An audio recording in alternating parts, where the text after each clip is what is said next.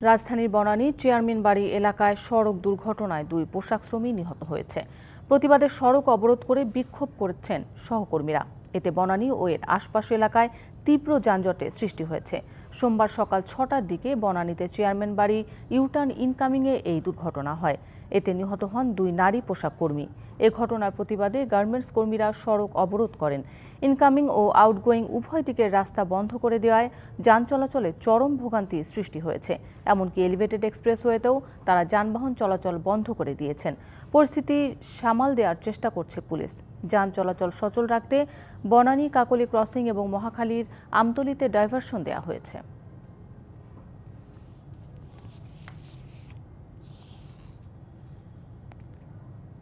ধর্ষণ ও নারীর প্রতি সহিংসতার প্রতিবাদে দিনভর উত্তাল ছিল ঢাকা বিশ্ববিদ্যালয় এলাকা। রাতেও মশাল মিছিল করে বিভিন্ন প্রতিষ্ঠানের শিক্ষার্থীরা। দাবি উঠেছে, ধর্ষণের সর্বোচ্চ শাস্তি মৃত্যুদণ্ডের বিধান রেখে আইন পাশ করতে হবে। 3 দিনের মধ্যে গঠন করতে হবে বিশেষ ট্রাইব্যুনাল। দ্রুত বিচার করতে হবে মাগুরার শিশুসহ সব ধর্ষণের। জননিরাপত্তা দিতে ব্যর্থতার দায়ে স্বরাষ্ট্র উপদেষ্টার পদত্যাগ দাবি করেন তারা। নারীর প্রতি সহিংসতার প্রতিবাদে উত্তাল ঢাকা বিশ্ববিদ্যালয় এলাকা। বিশ্ববিদ্যালয়ের বিভিন্ন হল থেকে শিক্ষার্থীরা বেরিয়ে এসে অবস্থান নেয় রাজু ভাস্কর্যের সামনে। যোগ দেয় ঢাকা মেডিকেল কলেজ, ইডেন মহিলা কলেজ, বদরুন্নেসা মহিলা কলেজ সহ রাজধানীর বিভিন্ন প্রতিষ্ঠানের শিক্ষার্থীরাও। রাত 8টার পর শুরু হয় মশাল মিছিল। মশাল মিছিলের পর সমাবেশ থেকে শিক্ষার্থীরা শুধু শাস্তির আশ্বাস না, বরং শাস্তি কার্যকরে বিশেষ ট্রাইব্যুনাল গঠনের দাবি জানান। আসিয়ার মামলার ক্ষেত্রে বিশেষ ট্রাইব্যুনাল গঠনের মাধ্যমে 7 দিনের মধ্যে তদন্ত রিপোর্ট জমা এবং 1 মাসের মধ্যে আসিয়ার ধর্ষকের বিচারিক প্রক্রিয়া সম্পন্ন সাপেক্ষে সর্বোচ্চ শাস্তি মৃত্যুদণ্ডের আদেশ নিশ্চিত করতে হবে। নারী ও শিশু নিরাপত্তার প্রশ্নে স্বরাষ্ট্র উপদেষ্টা, আইন উপদেষ্টা, নারী ও শিশু বিষয়ক উপদেষ্টার ব্যর্থতার দায় স্বীকার করে জবাবদিহি করতে হবে। নারীর প্রতি সহিংসতার প্রতিবাদে এর আগে দিনভর উত্তাল ছিল ক্যাম্পাস। দেশের বিভিন্ন স্থানে নারী নির্যাতন ও ধর্ষণে জড়িতদের সর্বোচ্চ শাস্তির দাবিতে অপরাজেয় বাংলার পাদদেশে চলে প্রতিবাদ সমাবেশ। যোগ দেন শিক্ষক, শিক্ষার্থীরা। নারীদের নিরাপত্তা নিয়ে অনিশ্চয়তা বোধ করছি। এই জন্য আজকে আমরা আমাদের শিক্ষকদের সাথে এখানে এসে দাঁড়িয়েছি, যাতে দ্রুততম সময়ে বিচার নিশ্চিত করা হয় এবং আমরা আমাদের নিরাপত্তা পাই। সর্বোচ্চ শাস্তি ধর্ষকের মৃত্যুদণ্ড হতে হবে, এছাড়া আর কোনো উপায় নেই। ঢাকা বিশ্ববিদ্যালয়ে ছাত্রী হেনস্থার ঘটনায় বিশ্ববিদ্যালয় প্রশাসনের বিরুদ্ধে গাফিলতির অভিযোগও করেন তারা। যতদিন না পর্যন্ত এই ধর্ষকদের দৃষ্টান্তমূলক শাস্তি প্রদান করবে, ততদিন আমরা শিক্ষা ব্যবস্থায় কোনোভাবে ফেরত যাব না। ধর্ষণের খবর দেখতে দেখতে ক্লান্ত, এখন আমরা ধর্ষকের বিচার হচ্ছে সেই খবরটা দেখতে চাই। ধর্ষণ ও নিপীড়নের বিরুদ্ধে লাঠি মিছিল করা হয় রাজু ভাস্কর্যের সামনে। জননিরাপত্তা দিতে ব্যর্থতার অভিযোগে স্বরাষ্ট্র উপদেষ্টার পদত্যাগ সহ 9 দফা দাবি তুলে ধরেন বিক্ষোভকারীরা। জননিরাপত্তা দানে ব্যর্থ স্বরাষ্ট্র উপদেষ্টাকে দায় স্বীকারপূর্বক পদত্যাগ করতে হবে। এদিন রাজু ভাস্কর্যের সামনে ধর্ষণ ও নারীদের প্রতি সহিংসতার প্রতিবাদে মুখে লাল কাপড় বেঁধে সমাবেশ করেন ঢাকা মেডিকেল কলেজের শিক্ষার্থীরা। DBC news desk. আওয়ামী সরকারের পতনের পর শেরেবাংলা কৃষি বিশ্ববিদ্যালয়ে দলীয় রাজনৈতিক কর্মকাণ্ড বন্ধ রাখার সিদ্ধান্ত নেয় প্রশাসন। কিন্তু ছাত্রদল ও ইসলামী ছাত্র শিবিরের আধিপত্য বিস্তারের চেষ্টায় বিভ্রান্ত শিক্ষার্থীরা। আর লেজুর ভিত্তিক রাজনীতি চান না তারা। একই মত বৈষম্য বিরোধীদেরও। বিশ্ববিদ্যালয় আইনে ছাত্র সংসদের বিধান না থাকলেও পরিস্থিতি বুঝে সিদ্ধান্ত নেওয়ার কথা জানিয়েছে প্রশাসন। দক্ষিণ এশিয়ার অন্যতম প্রাচীন কৃষি শিক্ষা ও গবেষণা প্রতিষ্ঠান শেরেবাংলা কৃষি বিশ্ববিদ্যালয়। জুলাই আন্দোলনে রাজনৈতিক পট পরিবর্তনের পর ক্যাম্পাস ছাড়া ছাত্রলীগ। সাধারণ শিক্ষার্থীদের দাবির মুখে নিষিদ্ধ করা হয় সব ধরনের রাজনীতি। বিশ্ববিদ্যালয় কর্তৃপক্ষের ওই সিদ্ধান্তের 1 মাস যেতে না যেতেই ক্যাম্পাসের ছাত্রদলের প্রকাশ্য কর্মসূচি নিয়ে দেখা দেয় প্রশ্ন। শিক্ষার্থীরা বলছেন, হল বাণিজ্য, ক্যান্টিন দখল কিংবা র্যাগিংয়ের মতো অপকর্ম আগের চেয়ে কমেছে। এ নিয়ে নতুন কোনো রাজনীতি চান না তারা। আমাদেরকে এমন একটা প্ল্যাটফর্ম দিতে হবে যেখানে প্রতিটা স্টুডেন্ট, প্রতিটা যাতে মানুষের বক্তব্য যাতে সবার কাছে পৌঁছাতে পারে। সাধারণ শিক্ষার্থীদের হাতে ছাত্র রাজনীতি ফিরে আসুক। ছাত্র হিসেবেই যেন ছাত্রনেতা গড়ে ওঠে, কোনো দানব হিসেবে নয়। বৈষম্য বিরোধীরাও বলছেন, লেজুর ভিত্তিক রাজনীতি নয়, বরং স্বতন্ত্র দল চান তারা। বিরাজনীতিকরণ কোনো সমাধান নয়, সুষ্ঠু ধারা রাজনীতি বাংলাদেশে চলুক, এটাই আমাদের চাওয়া। লেজুর ভিত্তিক কোনো পলিটিক্সে আমরা যাইতে চাই না। সেটা ধরেন এনসিপিও যদি হয়, এনসিপির কোনো অঙ্গ সংগঠন হিসেবে আমরা থাকবো না, আমরা থাকবো স্টুডেন্টদের জন্যই। তাদের কাজ হবে মেইনলি স্টুডেন্ট কেন্দ্রিক। ছাত্রদল 5 সদস্যের কমিটি দিলেও তা নিয়েও রয়েছে বিতর্ক। এরই মধ্যে একক প্রভাব বিস্তারের লোভে বেরিয়ে গেছেন একজন। তবে এসব কাটিয়ে ওঠার চেষ্টায় সংগঠনটি। পুরনো যারা ছিল তাদের যে ভুল ভ্রান্তিগুলো ছিল সেগুলোকে কাটিয়ে উঠে নতুনদের সুযোগ দেওয়া হোক। সাধারণ শিক্ষার্থীরা যেটা চাবে ওটাই ছাত্র দলের চাওয়া। বিএনপি আসতে হবে এমন বিষয়টা না, সুষ্ঠু ভোটের মাধ্যমে যে গভর্নমেন্টে আসুক, সুষ্ঠু শান্ত পরিবেশ বিরাজমান করুক, তারপরে বিভিন্ন ইলেকশনগুলো হোক। আর ইসলামী ছাত্র শিবির বলছে তাদের লক্ষ্য শিক্ষার্থী বান্ধব রাজনীতি। কার্যক্রমে ভালো সাড়াও পাওয়ার দাবি তাদের। জুলাই অভ্যুত্থানের পিছনে ছাত্র শিবিরের ভূমিকা কেমন ছিল স্পষ্ট হয়ে গিয়েছে যে ছাত্র সমাজ আজকে ছাত্রদের অধিকার আদায়ের একজন অন্যতম অভিভাবক হিসাবে ছাত্র শিবিরকেই গ্রহণ করছে। এদিকে গণ অভ্যুত্থানে শিক্ষার্থীদের বিভিন্নভাবে হয়রানি বাধা সহ বর্তমানেও বিশৃঙ্খলা করার অভিযোগে আওয়ামী লীগপন্থী 12 শিক্ষক ও কর্মচারীকে সাময়িক বরখাস্ত করেছে বিশ্ববিদ্যালয় কর্তৃপক্ষ।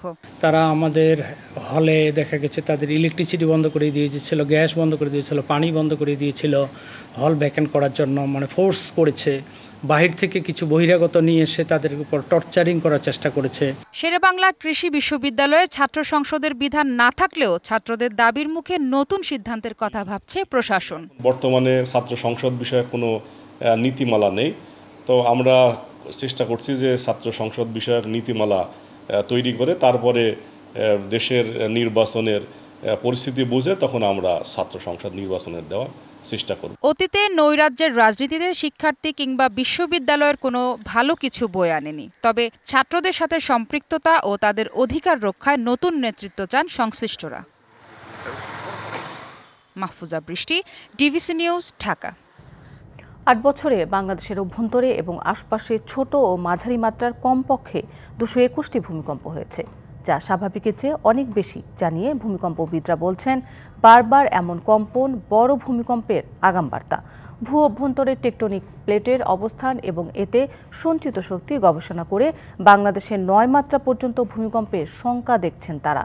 দুর্যোগ ব্যবস্থাপনা বিশেষজ্ঞরা বলছেন এমন দুর্যোগ মোকাবেলার 20% সক্ষমতাও নেই বাংলাদেশের। এমন অবস্থায় আজ পালিত হচ্ছে জাতীয় দুর্যোগ ব্যবস্থাপনা দিবস। গত 5 মার্চ দুপুরে রাজধানীসহ দেশের বিভিন্ন এলাকায় অনুভূত হয় ভূকম্পন। মাঝারি মাত্রার এই ভূমিকম্পের উৎপত্তিস্থল ভারত ও মিয়ানমার সীমান্ত এলাকা। গত 10 দিনে দেশের ভেতরে এবং আশপাশে ছোট ও মাঝারি মাত্রার এমন ভূকম্পন হয়েছে 4 বার। পরিসংখ্যানে দেখা গেছে গত 8 বছরে অনুভূত হওয়া 221টি ভূমিকম্পের মধ্যে বেশ কয়েকটি দেশের অভ্যন্তরে, বাকিগুলো আশপাশে। এই হিসাবে দেখা গেছে প্রতি বছরই গড়ে বাড়ছে ভূমিকম্পের সংখ্যা। 2017 সালে যেখানে ছিল 28টি, 2024 সালে তা দাঁড়িয়েছে 54টিতে। বিশেষজ্ঞরা বলছেন বারবার ছোট ছোট এমন ভূমিকম্প বড় ভূকম্পেরই জানান দিচ্ছে। ভূতত্ত্ববিদদের গবেষণা বলছে 3টি টেকটনিক প্লেট তিব্বত, ইন্ডিয়ান ও বার্মিজ প্লেটের সংযোগস্থল বাংলাদেশের ভেতরেই, যা প্রতি বছর একে অপরের দিকে এগুচ্ছে কয়েক সেন্টিমিটার করে। আবার এই সংযোগস্থলেই লকড জোন তৈরি হয়ে বিপুল শক্তি সঞ্চয় করে রেখেছে, যাতে হতে পারে 9 মাত্রা পর্যন্ত ভূমিকম্প। এই যে আটকে থাকা, এটাকে আমরা বলি লকড জোন। সো এই লক জোন থাকার কারণে এটা আরও আমাদের জন্য বিপজ্জনক। 8.2 থেকে 9 মাত্রার ভূমিকম্প সৃষ্টি হওয়ার মতো শক্তি এখানে জমা হয়ে আছে। শক্তিটা ধাপে ধাপেও বের হতে পারে, আবার একবারও বের করে দিতে পারে। সমন্বিত দুর্যোগ ব্যবস্থাপনা কর্মসূচি ও জাইকার যৌথ জরিপে দেখা গেছে ঢাকায় 7 বা তার বেশি মাত্রার ভূমিকম্প হলে প্রায় 72,000 ভবন ধসে পড়বে। ক্ষতিগ্রস্ত হবে অন্তত 1,35,000 ভবন। 50% মধ্যে 25% হচ্ছে ইমিডিয়েট ভ্যাকেন্ট করে দেওয়ার অবস্থায় ছিল, আর বাকি 25% ছিল হচ্ছে মধ্যম ঝুঁকির মধ্যে। রাফলি বলা যায় যে আমাদের হয়তো 50% বিল্ডিং ভালো, কিন্তু আমরা ক্যাটেগরিক্যালি যেটা বলতে চাই যে রেসিডেন্সিয়াল বিল্ডিংয়ের প্যাটার্ন মে বি ডিফারেন্ট। বড় ভূমিকম্পের দুর্যোগের 20% ব্যবস্থাপনার সক্ষমতাও বাংলাদেশের নেই জানিয়ে দুর্যোগ ব্যবস্থাপনা বিশেষজ্ঞরা বলছেন ভূমিকম্প নিয়ে সচেতনতা এবং ক্ষয়ক্ষতি এড়াতে নানা পরিকল্পনার কথা বলা হলেও বাস্তব পদক্ষেপের অভাব আছে। যদি মেগা সিটি ঢাকা শহরের কথা যদি বলেন, আমরা অবশ্যই রেড জোনের মধ্যে আছি। এগুলো ডেব্রি তৈরি হবে, আর ডেব্রি তৈরি হলে এই ডেব্রিকে সরানোর জন্য যে আমাদের যে প্রস্তুতি যেটা দরকার, তার 20% সক্ষমতা আমাদের এখন পর্যন্ত আমরা তৈরি করতে পারি। ঢাকা শহরকে মোকাবেলা করে 600 জন ফায়ার সার্ভিসের লোক রয়েছে, এবং 600 জন দিয়ে কোনোভাবে এটা মোকাবেলা করা সম্ভব না। এমন অনেক জায়গা আছে যে লোকজন পৌঁছতেই পারবে না, 9-10 জনও এখানে পৌঁছতে পারবে না। কমিউনিটি ভলেন্টিয়ার ডেভেলপ করে, কমিউনিটির লোক করে রেস্কিউ করার জন্য, যাতে তারা ট্র্যাপ করলে পরে যারা বেঁচে থাকবে তারা নিজেরাই যেন উদ্ধার পরিচালনা করতে পারে, সেই এটা করতে হবে। এমন দুর্যোগে ক্ষয়ক্ষতি কমাতে পরিকল্পিত ও ভূমিকম্প সহনীয় নগরায়নের উপরই গুরুত্ব দিয়েছেন বিশেষজ্ঞরা। মনিরুল সোহাগ, ডিবিসি নিউজ, ঢাকা। ব্যাংক খাতে চলছে সীমাহীন নৈরাজ্য। ভেঙে পড়েছে প্রায় 1/3 ব্যাংকের ঋণ শৃঙ্খলা। ঋণ বিতরণে কেন্দ্রীয় ব্যাংকের নির্ধারিত সীমা অনুসরণ করেনি এসব ব্যাংক। পরিস্থিতি এমন পর্যায়ে গেছে, বেশ কয়েকটি ব্যাংকের ঋণ তাদের আমানতের অঙ্ক ছাড়িয়ে গেছে। ব্যাংক খাতে নজিরবিহীন অনিয়ম, জালিয়াতির কারণে এমন পরিস্থিতি তৈরি হয়েছে বলে মনে করছেন বিশ্লেষকরা। কেন্দ্রীয় ব্যাংকের নীতিমালা অনুযায়ী প্রতি 100 টাকা আমানতের বিপরীতে 87 টাকা ঋণ বিতরণ করতে পারবে প্রচলিত ধারার ব্যাংকগুলো, আর শরিয়াভিত্তিক ব্যাংক বিতরণ করতে পারবে 92 টাকা। বাকি টাকা নিয়মিত লেনদেন সহ অন্যান্য কাজে ব্যবহার করা হয়। 61টি ব্যাংকের মধ্যে 18টি ব্যাংকই এ নিয়ম লঙ্ঘন করেছে। ফলে এসব ব্যাংকের ঋণ শৃঙ্খলা পুরোপুরি ভেঙে পড়েছে। এতে ঝুঁকিতে গ্রাহকের আমানত। যখন ব্যাংকগুলি ফেল করে এটা রাখতে, তার ইম্প্যাক্ট কিন্তু আপনি জানেন ক্যামেলস রেটিংয়ের উপর পড়ে। ক্যামেলসের যে লিকুইডিটি বিষয়টা, সেটা এই বিষয়গুলো দেখে থাকে। অতএব কোনো একটা ব্যাংকের ক্যামেলস রেটিং যখন ফল করে, তখন ব্যাংকগুলি কিন্তু বিভিন্ন ধরনের সমস্যা হয়। বাংলাদেশ ব্যাংকের গত ডিসেম্বর ভিত্তিক প্রতিবেদন পর্যালোচনা করে দেখা যায়, রাষ্ট্রায়ত্ত বেসিক ব্যাংকের আমানত ছিল প্রায় 14,000 কোটি টাকা। ব্যাংকটি ঋণ বিতরণ করেছে 13,000 কোটি টাকা। ফলে ঋণ ও আমানতের হার তথা এডিআর দাঁড়িয়েছে 92% বেশি। নিয়ম অনুযায়ী এডিআর থাকার কথা ছিল 87%। একইভাবে ঋণ সীমা লঙ্ঘন করেছে Janata, AB, IFIC, National, Padma, Premier এবং ইউসিবি ব্যাংক। শরিয়াভিত্তিক ব্যাংকগুলোর এডিআর থাকার কথা 92%, কিন্তু এ ধারার প্রায় সবকটি ব্যাংক এডিআর সীমা লঙ্ঘন করেছে। অনেক ব্যাংক 100% ছাড়িয়ে গেছে, অর্থাৎ তাদের ঋণ আমানতের চেয়ে বেশি।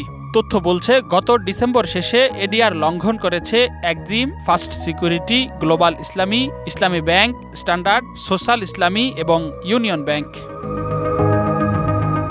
প্রচলিত ধারার কয়েকটি ব্যাংকের ইসলামী উইন্ডো এডিআর সীমা লঙ্ঘন করে ঋণ বিতরণ করেছে। এর মধ্যে রয়েছে AB, Bangladesh Commerce, Bengal Commercial ও প্রিমিয়ার ব্যাংক। তবে সার্বিক চিত্র পর্যালোচনা করে দেখা যায়, সীমার মধ্যে রয়েছে প্রচলিত ব্যাংকের সার্বিক এডিআর, কিন্তু শরিয়াভিত্তিক ব্যাংকগুলো এডিআর-এর সার্বিক সীমাও লঙ্ঘন করেছে। বিশ্লেষকরা বলছেন, অনিয়মের ঋণ ফেরত না আসা এবং তদারকি ব্যবস্থার দুর্বলতার কারণে এমন পরিস্থিতি তৈরি হয়েছে। এই ধরনের ব্যাংকের সংখ্যা যদি বাড়তে থাকে, তাহলে পুরো ব্যাংক খাতে বড় ধরনের বিপর্যয় সৃষ্টি হতে পারে। এই সমস্যা সমাধানে কেন্দ্রীয় ব্যাংকের তদারকি জোরদার করার পাশাপাশি ব্যাংকসমূহের প্রাতিষ্ঠানিক সক্ষমতা বৃদ্ধি করতে হবে। সতর্ক করার পরেও যে সকল ব্যাংক একই কাজ অব্যাহত রেখেছে, তাদের বিরুদ্ধে শাস্তিমূলক ব্যবস্থা গ্রহণ করতে হবে। রিদওয়ানুল হক, ডিবিসি নিউজ, ঢাকা। রাজধানী বনানীর চেয়ারম্যান বাড়ি এলাকায় সড়ক দুর্ঘটনায় 2 পোশাক শ্রমিক নিহত হয়েছেন। প্রতিবাদে সড়ক অবরোধ করে বিক্ষোভ করছেন সহকর্মীরা। এতে বনানী ও এর আশপাশ এলাকায় তীব্র যানজটের সৃষ্টি হয়েছে। বিস্তারিত জানাতে সরাসরি যুক্ত হচ্ছেন আমাদের সহকর্মী মোস্তফা মাহবুব। মাহবুব, সড়কে যানজটের কি অবস্থা দেখছেন এবং অভিজ্ঞতা জানাবেন। সড়কের যানজট কতক্ষণ ধরে চলছে, একটু বিস্তারিত জানান। শান্তা, আপনি জানেন যে সকালবেলা কিন্তু এই দুর্ঘটনাটি ঘটে এবং মূলত এই সময় যে অফিসগামী মানুষ কিন্তু চরম একটি ভোগান্তিতে পড়েছে। আমি এই মুহূর্তে আছি আমতলীতে। এই মোড় থেকে আসলে গুলশানের দিকে যাওয়ার যে সড়কটি, সেই সড়কটি কিন্তু ফাঁকা, কারণ সামনের দিক থেকে মহাখালীর ওই দিক থেকে বা তেজগাঁও সড়ক থেকে যে গাড়িগুলো আসছে, সেই গাড়িগুলো কিন্তু এয়ারপোর্ট রোড ব্যবহার করতে পারছে না, কারণ ঠিক কিছু দূর আগেই আসলে সেতু ভবনের সামনেই কিন্তু এই রাস্তাটি বন্ধ করে দেওয়া হয়েছে এবং আন্তঃবাস যেগুলো ছিল, সেই আন্তঃবাসগুলো কিন্তু সেখানে দীর্ঘ সময় ধরে দাঁড়িয়ে আছে এবং যাত্রীরাও তীব্র ভোগান্তি পোহাচ্ছেন। কিন্তু যেটি হয় সাধারণত রাজধানীতে কোনো সড়ক বন্ধ হলে আমরা দেখি এর প্রভাব কিন্তু পুরো শহর জুড়েই পড়ে। এই পুরো শহর জুড়েই কিন্তু এই প্রভাব পড়েছে। এই যে যানজট তৈরি হয়েছে, সেই যানজট কিন্তু সামলাতে ট্রাফিক পুলিশদেরকেও বেশ বেগ পেতে হচ্ছে এবং তারাও কিন্তু চেষ্টা করছেন, কিন্তু যে জায়গাটিতে এই ঘটনাটি ঘটেছে সেখান থেকে আসলে কিন্তু উত্তরাঞ্চলের একটি বলা হয় যে বেশ কয়েকটি জেলায় কিন্তু এই সড়ক দিয়েই গাড়িগুলো উত্তরাঞ্চল দিকে যায়। সে কারণে যেটি হয়েছে যে আন্তঃবাসগুলো সেই বাসগুলো কিন্তু দীর্ঘ সময় আটকে গেছে। এছাড়া অভ্যন্তরীণ যে মেট্রো সিটির যে গাড়িগুলো সেই গাড়িগুলোকে কিন্তু এখানে যারা ট্রাফিক সদস্য আছেন তারা চেষ্টা করছেন সেই গাড়িগুলোকে ঘুরিয়ে দিয়ে কিছুটা এই যানজটের যে পরিস্থিতি সেটি মোকাবেলা করার জন্য। আপনি দেখতে পাবেন আমার সহকর্মী আপনাকে দেখানোর চেষ্টা করছে সেতু ভবন থেকে মহাখালী আসার দিকে যে রাস্তাটি সেই রাস্তাটি কিন্তু একেবারেই ফাঁকা এবং এখানে আসলে পায়ে হেঁটে মানুষ কিন্তু তার গন্তব্যে যাওয়ার জন্য চেষ্টা করছেন এবং একই সাথে আমরা দেখছি যে রাস্তায় যারা বিক্ষুব্ধকারী বা এই পোশাক শ্রমিকদের নিহতের যে মর্মান্তিক ঘটনাটি ঘটেছে সেই ঘটনার প্রতিবাদে যারা আসলে সড়কে বিক্ষোভ করছেন তারাও কিন্তু এখানে আসছেন এবং একটু মিছিল করে প্রতিবাদ জানাচ্ছেন। এই যে স্থবির পরিস্থিতি সেটি কিন্তু চলছে এবং সড়ক আসলে এখন যেটি হয় রাজধানীতে যে কোনো সড়ক যদি একবার আসলে বন্ধ থাকে সেই 1 ঘন্টা বন্ধ থাকলেও আমরা দেখি তার প্রভাব কিন্তু সারা দিন ব্যাপী আসলে চলতে থাকে। সেক্ষেত্রে আসলে বলাই যায় আজকের যে যানজটের তীব্র যে ভোগান্তি সেটি কিন্তু আজকে সারা দিন ব্যাপী আসলে একটা রাজধানীতে কিন্তু রাজধানীবাসীকে কিন্তু ভোগাবে। আমরা দেখছি আসলে যারা এই পোশাক শ্রমিক যে 2 জন নারী পোশাক শ্রমিক নিহত হয়েছেন তাদের এই ঘটনার প্রতিবাদে কিন্তু সড়কে তারা নেমেছেন এবং তারা বিক্ষোভ করছেন এবং প্রতিবাদ করছেন। আমরা কিন্তু সেটাই দেখতে পাচ্ছি এই মুহূর্তে। এই সড়কটি আমরা দেখছি, আমরা এই মুহূর্তে যেটি আছে আমতলী থেকে আমতলী মোড়েই আমরা দাঁড়িয়ে আছি। এখান থেকে আসলে ডানের দিকে গেলে গুলশান 1 বা এই দিকে যাওয়া যায় এবং আপনি সোজা যদি যান সেক্ষেত্রে কিন্তু দেখবেন সোজা গেলে কিন্তু আসলে এয়ারপোর্ট রোড। আমরা দেখছি বিক্ষুব্ধ জনতা বা মূলত আসলে পোশাক শ্রমিক যারা বা পোশাক খাতের বিভিন্ন শ্রমিকরা তারা কিন্তু এই সড়ক কিছুক্ষণ আগে এখানে বাধা দিয়ে রাখা হয়েছিল সেটি কিন্তু খোলার চেষ্টা করছেন। আমরা দেখছি আসলে পরিস্থিতি কিন্তু উত্তেজনাকর একটা পরিস্থিতি তৈরি হয়েছে। আমরা দেখছি এখানে আসলে বেশ কিছু তরুণ যারা আসলে দূর থেকে দৌড়ে এসে কিন্তু তারা এই যে বাধা দিয়ে রেখেছিল আসলে পুলিশ সেই বাধাটি খুলে দিল এবং তারা কিন্তু প্রতিবাদ করছে। তারা মূলত আসলে তাদের যে দাবি তারা প্রতিবাদের জন্য যে সড়কে দাঁড়িয়েছে সেই প্রতিবাদের অংশ হিসেবেই কিন্তু আমরা দেখছি তারা বিক্ষোভ করছে এবং এতক্ষণ আমরা যেটা দেখেছিলাম আমতলী থেকে গুলশান দিকে যাওয়ার যে সড়কটি ছিল সেই সড়কটি কিন্তু ব্যবহার করা যাচ্ছিল, সেই সড়কটি জনসাধারণের চলাচলের জন্য ব্যবহার করা যাচ্ছিল, কিন্তু এই বিক্ষুব্ধ যারা আছেন বিশেষ করে পোশাক কর্মীরা তারা কিন্তু সেই সড়কটিও এখন বন্ধ করে দেওয়ার একটি চেষ্টা করছে। এখানে আমার সহকর্মীকে বলবো যদি একই সঙ্গে এই যে মিছিলটি আপনারা দেখতে পাচ্ছেন তার সঙ্গে সঙ্গে যদি উনি তার পিছনের দিকে যে দৃশ্যটা একটু দেখান সেটি দেখতে পাবেন যে কিছুক্ষণ আগেও কিন্তু আমরা দেখেছি এই সড়কটি যেটি মহাখালী থেকে গুলশান যাচ্ছিল সেই সড়কটি কিন্তু খোলা ছিল। এখন কিন্তু সেই সড়কটিও অবরোধ করে এখানে বিক্ষোভ করার একটি চেষ্টা হচ্ছে।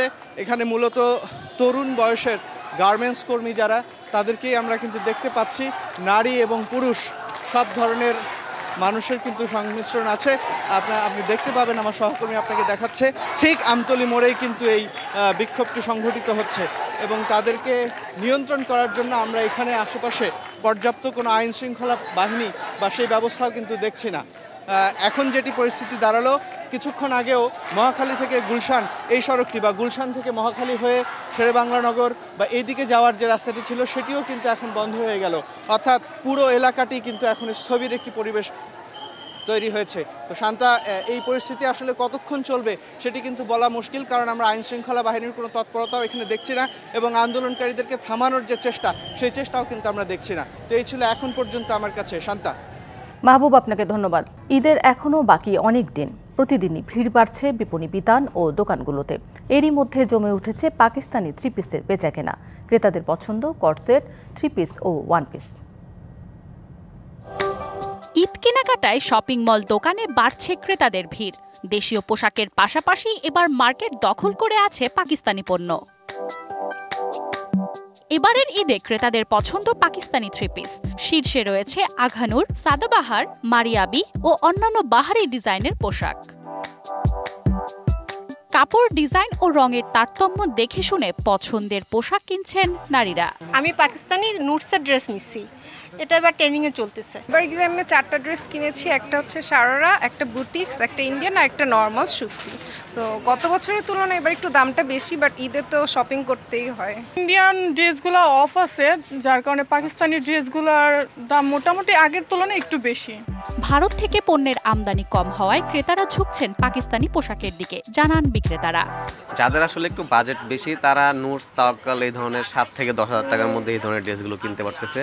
আর যাদের একটু কম বাজেট তারা বিনহামিদের 3 থেকে 3.5, 4 এই রেঞ্জের মধ্যে বিনহামিদের ড্রেসগুলো কিনতে পারতেছে। এবার তাহলে সারারা, গারারাটা একটু বেশি ভাইরাল হচ্ছে। ইন্ডিয়ান প্রোডাক্টগুলো না থাকার কারণে এবার এগুলোর প্রতি মানুষ খুবই আকর্ষণীয়। Manjuma Afroz Nilima, DBC news, Dhaka.